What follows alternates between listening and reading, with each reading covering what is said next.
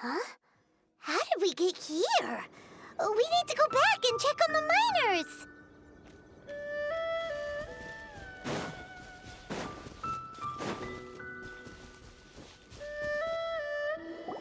So there you are. My men and I found your clues and followed them straight here. We found Mao in a tent at the campsite unconscious. It seems he'll be okay. Sadly, we found no trace of the other three. Huh?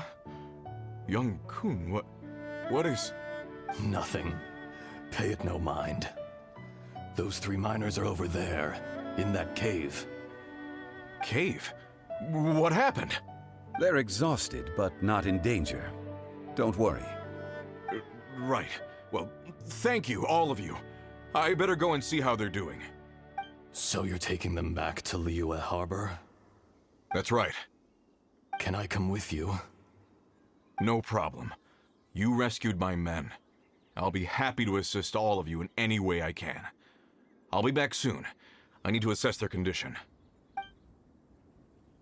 Kunjun, we should be calling you Ezda. You're coming back to Liyue Harbor too, right? Not I. Merely this body. Once I'm gone, the true owner will accompany the miners back to Liyue. Kunjun hails from a family of famous artisans. He too will be famous in time. It would be a shame for someone of his talent to go missing. You always did have a great admiration for blacksmiths. Curious how swords and daggers are blind, yet their creators see so much. Perhaps empathy is mankind's proudest achievement after all. Ezda, I am no longer the Geo-Archon. I can sense it. Today I am just an ordinary citizen of Liyue. Even you met such a fate. Let's get the difficult part out of the way. I cannot guarantee that I won't be awoken a second time. No matter. If that day comes to pass, Liyue must prepare itself to face you. And how will Liyue fare without Rex Lapis? Even without a god above, this remains a nation of men. I was once their god. I ought to be here to witness their rise and fall. All life is shaped and then ground away by the endless flow of time. You were always the strongest among us. Yet, it would seem that even you have been eroded. That's unimportant. Fate is ordained by heaven. Even if our mission had already concluded, it would be cowardly not to strike out on the road of departure.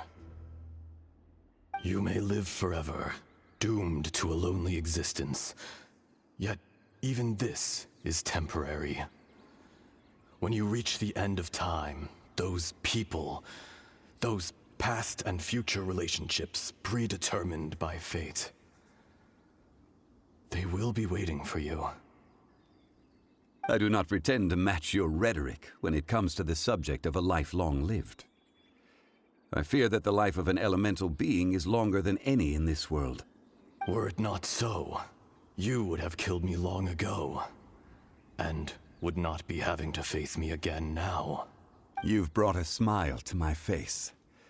When all is said and done, a reunion between old friends is an auspicious occasion. That day in the chasm, did you hesitate? A heart of stone is a heart nonetheless. But I am the god of contracts, and was for a time a god of the people of Liyue. You chose justice, but did not forsake your kindness. You came to me not as an assassin, and so I was willingly sealed away. The movements of the Earth Dragon can tremble the earth and shake the heavens. With your abilities, even at my full strength, I struggled to confront you, let alone seal you away. Hence my inception. Do not forget that I was there with Liyue's founder. The face may have changed, but the content of the contract remains intact. Old friend, god of contracts. I hereby honor our agreement. Thank you, Ashtaha. My life is nigh on eternal. I will go on with the infinite flow of time. And you, Morax, you too will live for many a day to come. You're leaving? If it is fated, Morax, we will meet again.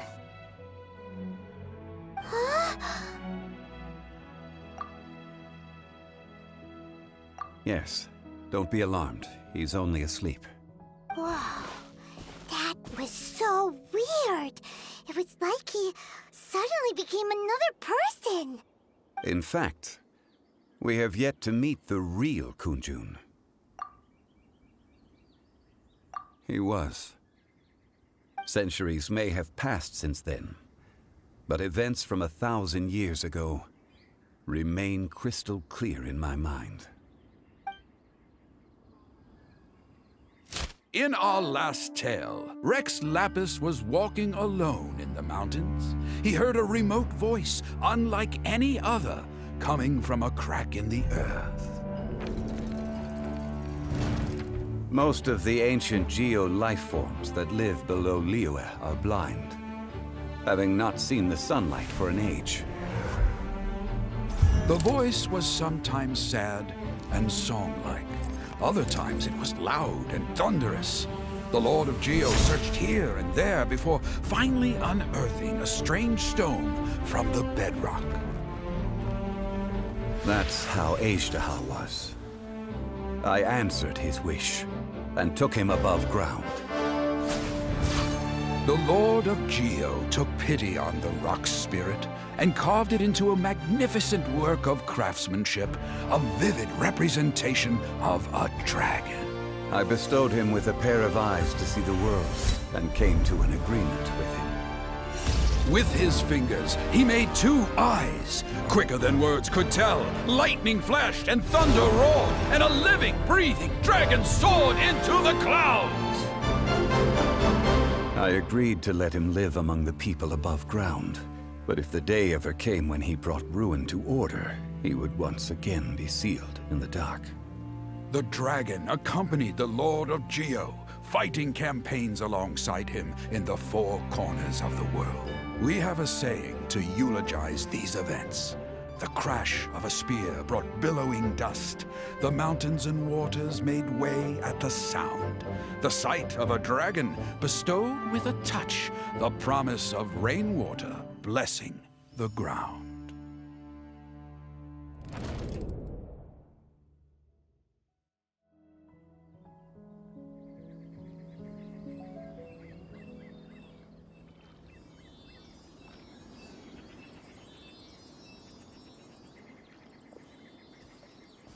A 1,000 years ago, Ashtaha attacked the chasm. I tried to obstruct him, fighting him tooth and nail down the length and breadth of the mine. Finally, I brought him down and sealed him underground. During that battle, Dragonfall was born. Ashtaha could sense the stone.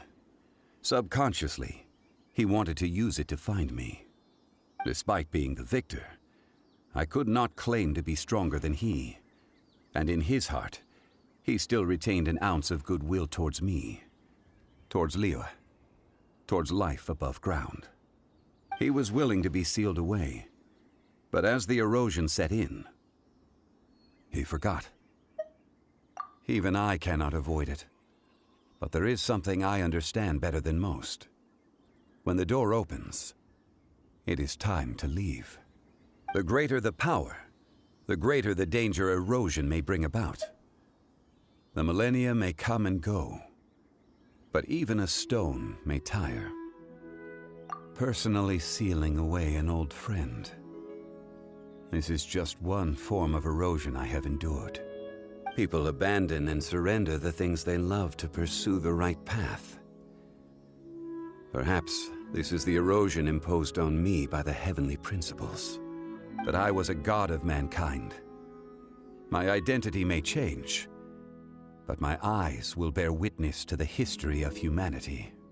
You still care a lot about Liyue. Call it Part of my duty. I must thank you both. No worries. Oh? About what? Oh, yeah. Paimon nearly forgot. So, not long ago, we met a guy called Dane. He told us about Conria and the punishment of the gods. That's when we realized that those events were connected to the person we're searching for. Zhongli, you're a god. You've lived through thousands of years of history. Surely you experienced the incident? I cannot say. Why? You can't even give us a thread of information? This is so important to us. I understand. But I must apologize.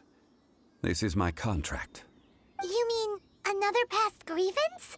Like the incident with Ejdah? Too painful to talk about?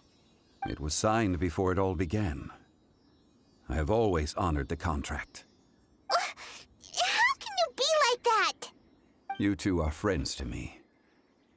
I can assure it brings me no pleasure to disappoint you. But as the god of contracts, I cannot go back on my word. Would you be ready to find out?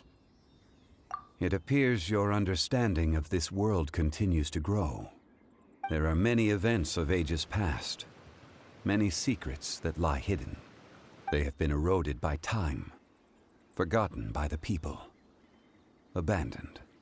But you are capable of finding them and bringing them into the light. Those who come to witness will witness. Those who are born to remember will remember. If you take the same road as that person, there may be more difficulties ahead. But as long as you firmly believe that you are on the right path, everything has meaning.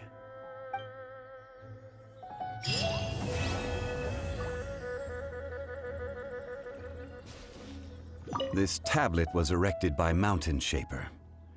It names Ejdah as a terrible dragon, and serves as a warning for later generations to stay away from this place, from the seal. It's a shame. There is a fine line between good and evil. If the good and evil within him could be summarized in a single sentence...